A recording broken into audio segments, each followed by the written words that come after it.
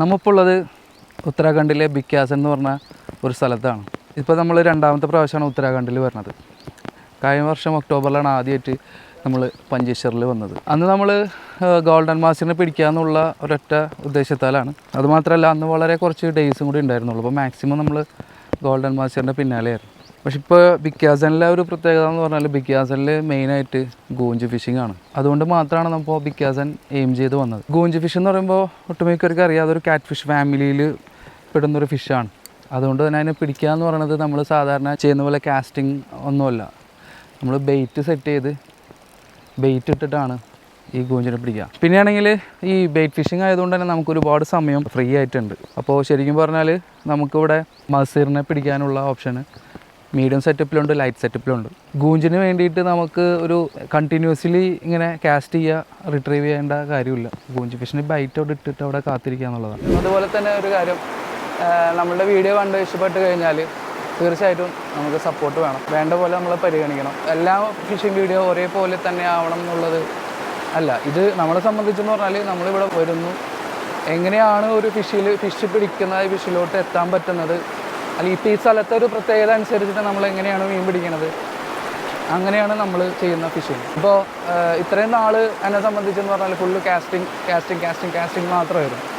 ഇവിടെ വന്നപ്പോൾ പുതിയൊരു എക്സ്പീരിയൻസ്, അതായത് ഗൂഞ്ചിന് വേണ്ടിയുള്ള ബെയ്റ്റ് ഫിഷിങ്, അതുപോലെ തന്നെ ലൈവ് ബെയ്റ്റ് മസീറിന്, ഗോൾഡൻ മസീറിന് വേണ്ടി ലൈവ് ബെയ്റ്റ് ചെയ്യുന്നതൊക്കെ അത് പുതിയ ഒരു എക്സ്പീരിയൻസാണ്. അപ്പോൾ ആ ഒരു എക്സ്പീരിയൻസ് നിങ്ങളിലേക്കും എത്തിക്കുക എന്നുള്ളതാണ് നമ്മളുടെ ഓരോ വീഡിയോസിൻ്റെയും പ്രധാന ലക്ഷ്യം. തീർച്ചയായിട്ടും നല്ല സപ്പോർട്ട് വേണം. നമ്മളുടെ ചാനൽ സബ്സ്ക്രൈബ് ചെയ്യുക, ലൈക്ക് ചെയ്യുക, ഷെയർ ചെയ്യുക, അതുപോലെ തന്നെ നല്ല നല്ല കമൻറ്റുകൾ ഇടാം. ഓക്കെ, അപ്പോൾ നമുക്ക് നേരെ നമ്മളുടെ വീഡിയോയിലോട്ട് പോവാം.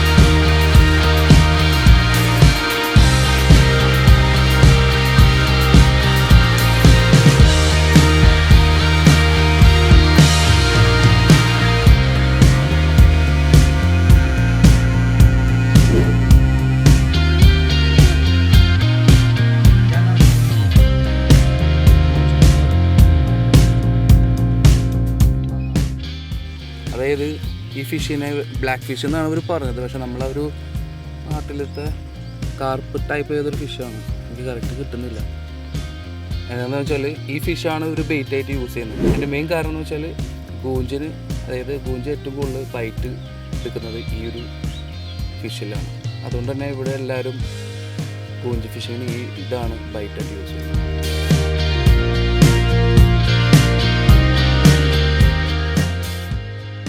ഗൂഞ്ചിന് വേണ്ടിയിട്ട് ബൈറ്റ് ഇടുന്ന മെയിനായിട്ട് 2 സ്പോട്ടാണ് ഇവിടെ ഉള്ളത്. അതിൽ ഒരു സ്പോട്ടാണ് അപ്പോൾ നമ്മൾ നിൽക്കുന്നത്. അടുത്തൊരു സ്പോട്ട് എന്ന് പറഞ്ഞാൽ ഇവിടെ നിന്ന് കുറച്ച് കഴിഞ്ഞാൽ പാലത്തിൻ്റെ അവിടെ നിന്ന് മേലേക്ക് കയറി കഴിഞ്ഞാൽ ഒരു സ്പോട്ടുണ്ട്. അപ്പോൾ നമ്മൾ ഇന്നത്തെ ഒരു പ്ലാൻ എന്താണെന്ന് വെച്ചാൽ ഒരു ബൈറ്റ് ഇവിടെ ട്രൈ ചെയ്യണം, ഒരു ബൈറ്റ് ആ പാലത്തിൻ്റെ അപ്പുറത്ത് നമ്മൾ ട്രൈ ചെയ്യണം.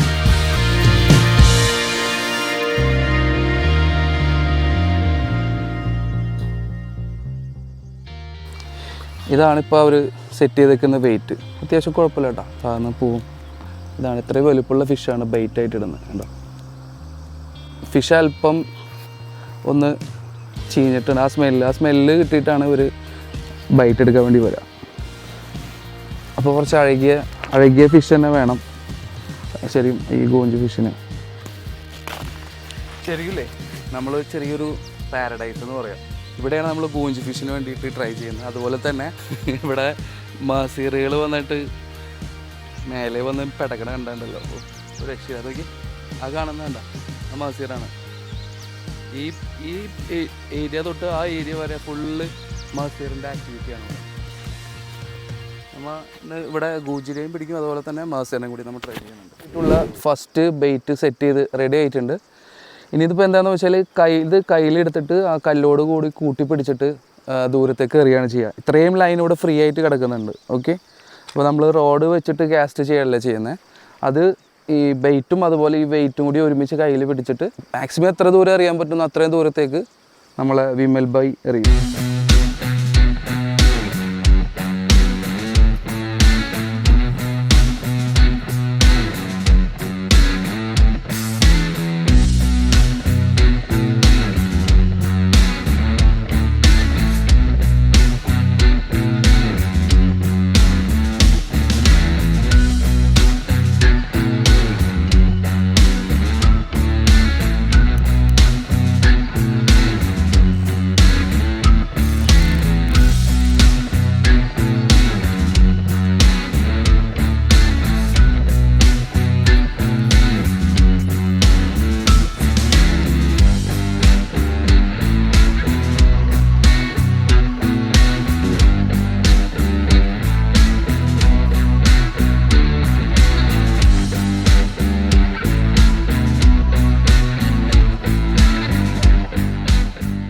ആദ്യത്തെ സെറ്റപ്പ് നമ്മൾ ചെയ്ത് കഴിഞ്ഞു. ഇവിടെ മുതൽ അതായത് ഇങ്ങനെ കറങ്ങി തിരിഞ്ഞിട്ടാണ് അവിടെയും വരെയാണ് ഡീപ്പ്. അപ്പോൾ ഇത്രയും പോർഷനിൽ നമ്മൾ അത്യാവശ്യം നടുക്കിലേക്ക് തന്നെ കാസ്റ്റ് ചെയ്തിട്ടിട്ടുണ്ട്. മാക്സിമം ലൈന് എത്ര കൊടുക്കാൻ പറ്റുമോ അത്ര കൊടുത്ത് വെച്ചിട്ടുണ്ട്.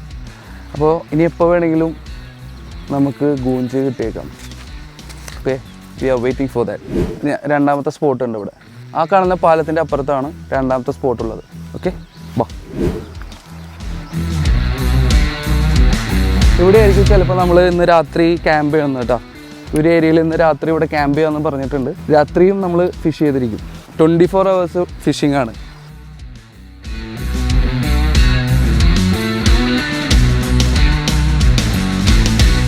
ഇതാണ് ഇവിടുത്തെ ഗൂഞ്ചിന് വേണ്ടി ബെയ്റ്റ് ഇടാൻ പോകുന്ന രണ്ടാമത്തെ സ്പോട്ട്. ഇവിടെ നിന്ന് ഇപ്പം നമ്മൾ ഈ നിൽക്കുന്ന ഏരിയ മുതൽ കുറച്ച് മേലോട്ട് നല്ല ഡീപ്പായുള്ള ഒരു സ്ഥലം കാണുന്നുണ്ട്. ബാക്കിയെല്ലാം ഇവിടെ കാണുന്ന നോർമലായിട്ട് കാണുന്ന ഒഴുകി പോകുന്ന ഒരു, അല്ലെങ്കിൽ നമുക്ക് അടി കാണാം, അടിയിൽ കിടക്കുന്ന കല്ലുകൾ മറ്റുള്ളത് കാണാം. പക്ഷേ ഇവിടെ നിന്ന് പിന്നെ അങ്ങോട്ട് ഒരു നല്ല ഡാർക്ക് ഗ്രീൻ കളറായിട്ട് കിടക്കുകയാണ്. അപ്പോൾ ഇതന്നെ ആവണം നമ്മളുടെ ഇന്നത്തെ രണ്ടാമത്തെ സ്പോട്ട്.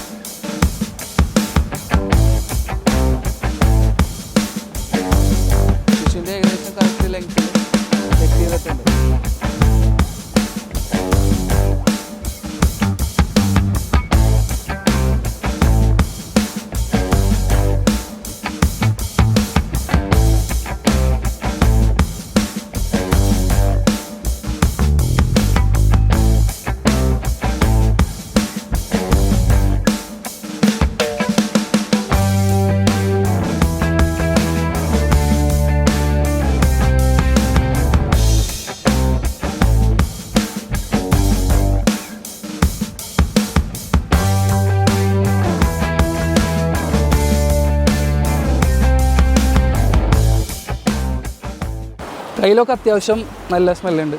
പിന്നെ നമ്മൾ ഗൂഞ്ചിനെ പിടിക്കാൻ പോകല്ലേ, അപ്പോൾ സ്മെല്ലൊന്നും ഇപ്പോൾ ഒന്നായിട്ട് തോന്നണില്ല. ഒന്നത് ഈ സ്ഥലത്തിൻ്റെ പ്രത്യേകത എന്ന് പറഞ്ഞാലേ നമ്മളിവിടെ വന്ന് എത്തിക്കഴിഞ്ഞാൽ തന്നെ നമ്മൾ റിഫ്രഷ് ആയി എന്നുള്ളതാണ്. കാരണം ഈ സ്ഥലമൊക്കെ കണ്ടാൽ തന്നെ നമുക്ക് മനസ്സിലാകാൻ പറ്റും, അത്രയ്ക്കും ബ്യൂട്ടിഫുള്ളാണ്. ഇതാണ് നമ്മൾ കൂടുതലും നമ്മളെ വീണ്ടും വീണ്ടും ഈ സ്ഥലത്തോട്ട് നമ്മളെ കൊണ്ടുവന്ന് എത്തിക്കുന്ന ഒരു കാര്യം. ഓക്കെ, അപ്പോൾ നമ്മുടെ വിമൽ ബായിക്ക് ഒരു ഫിഷ് കിട്ടിയിട്ടുണ്ട്. അതായത് ഗൂഞ്ചിന് വേണ്ടിയിട്ടുള്ള ബെയ്റ്റ് ആൾ പിടിച്ചുകൊണ്ടിരിക്കുകയായിരുന്നു. അപ്പോൾ അങ്ങനെ റിട്രിക്കറും അങ്ങനെ കിട്ടിയ സമയത്ത് നമുക്ക് കിട്ടിയ ഫിഷാണ്. നോക്കിയാൽ ഹിമാലയൻ ഗോൾഡൻ മാസിയർ. ശരിക്കും അപ്പോൾ നമുക്കിവിടെ ഒരു അൾട്രാലൈറ്റ് ഫിഷിങ് ചെയ്യാനുള്ള ഒരു ഓപ്ഷൻ കൂടി ഇവിടെ ഉണ്ട് എന്തായാലും. ഓക്കെ, അപ്പോൾ നമ്മളെ ആനന്ദ് ഭായ് ഫുൾ സെറ്റപ്പ് എടുക്കാൻ വേണ്ടി പോയിട്ടുണ്ട്. എന്തായാലും നമുക്ക് അൾട്രാ ലൈറ്റും കൂടി നമുക്കിവിടെ ട്രൈ ചെയ്യാം. ഓക്കെ, അതുപോലെ തന്നെ പുള്ളിക്കാരൻ ഒരു കുപ്പിയിൽ കുറച്ച് മീനെ പിടിച്ചിട്ടുണ്ട്. ഇവരിത് ട്രൗട്ട് എന്നാണ് പറയണത്, പക്ഷേ ഇത് എന്ത് ട്രൗട്ടാണെന്ന് ഒരു ഐഡിയ ഇല്ല.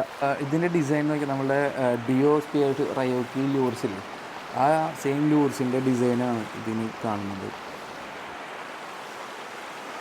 ഓക്കെ, അല്ലോ ശരിക്കും അതേ ഡിസൈനിലാണ് എനിക്കിഷ്ടമുള്ളത്. ഇതിപ്പോൾ നാട്ടിൽ നിന്ന് ഡൽഹിയിലേക്ക് കൊറിയർ കിട്ടിയതാണ്.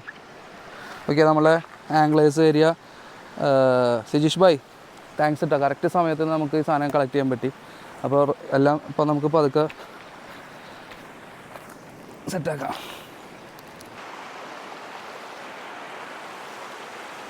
ഒരുപാട് നാൾ കാത്തിരുന്ന് കിട്ടിയൊരു റോഡാണ് കേട്ടോ ക്വീൻ്റെ ടെട്ടോൺ എന്ന് പറഞ്ഞാൽ. ഈ റോഡിൻ്റെ ഒരു പ്രത്യേകത എന്ന് പറഞ്ഞാൽ വളരെ ലൈറ്റാണ്. 77.5 ഗ്രാമാണ് ഇതിൻ്റെ വെയിറ്റ് വരുന്നത്. അതുപോലെ തന്നെ ഇതിൻ്റെ ഗൈഡ്സും ഫുജിയുടെ തന്നെയാണ്. ഇതൊരു 2 പീസ് റോഡാണ്. ഇതിൻ്റെ ഒരു ലെങ്ത്ത് എന്ന് പറയുന്നത് 6.2, അതുപോലെ 0.82 3 grams വരെ നമുക്കിതിൽ കാസ്റ്റ് ചെയ്യാം. പിന്നെ ലൈൻ റേറ്റിംഗ് വരുന്നത് 1 to 3 LB. ശരിക്കും അൾട്രാലൈറ്റ് ഫിഷിങ്ങിലേക്ക് ഏറ്റവും ആപ്റ്റായിട്ടുള്ളൊരു റോഡ് തന്നെയാണ് ഈ ക്വീൻ ടെട്ടോൺ എന്ന് പറഞ്ഞ റോഡ്.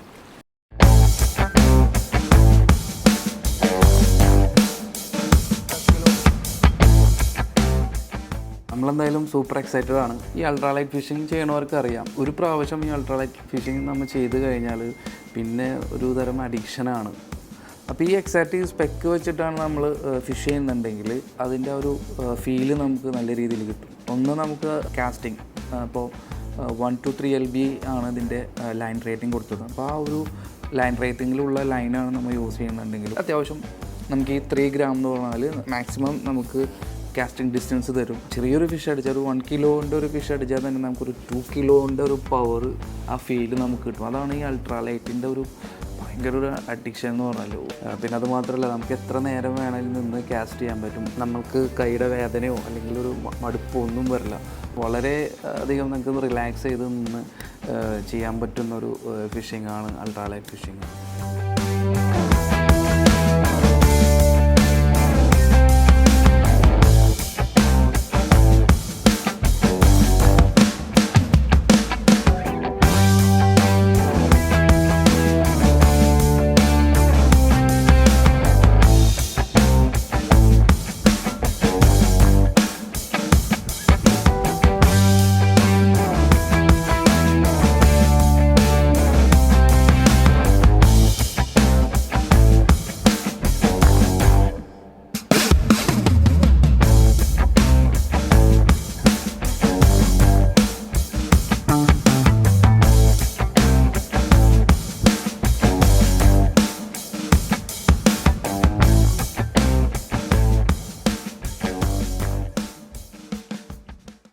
അപ്പോൾ ഏകദേശം ഇന്നത്തെ ഡേ ഫിഷിംഗ് ഇവിടെ അവസാനിക്കുകയാണ്.